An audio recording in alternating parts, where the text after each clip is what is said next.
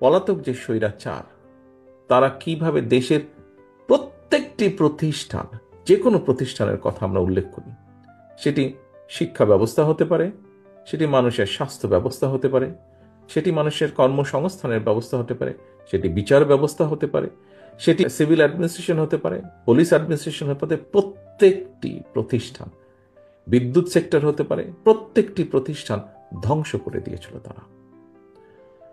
সবচেয়ে বড়, সবচেয়ে প্রথমে যেটি ধ্বংস করেছিল সেটি হচ্ছে বাংলাদেশের নির্বাচনী ব্যবস্থাকে বিতর্কিত এবং ধ্বংস করে দিয়েছিল।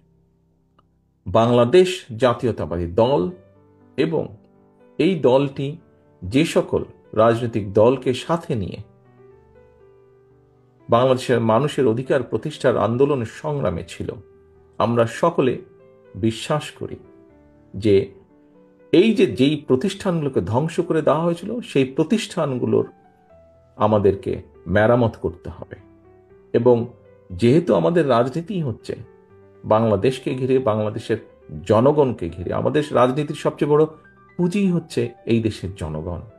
কাজেই এই বিষয়গুলোকে যদি আমরা মেরামত না করি, এই কাঠামো, রাষ্ট্রের এই কাঠামোগুলোকে যদি মেরামত না করি, এই দেশকে আমরা আমাদের কাঙ্ক্ষিত লক্ষ্যে নিয়ে যেতে পারবো না, মানুষের প্রত্যাশা অনুযায়ী গড়ে তুলতে সক্ষম হব না।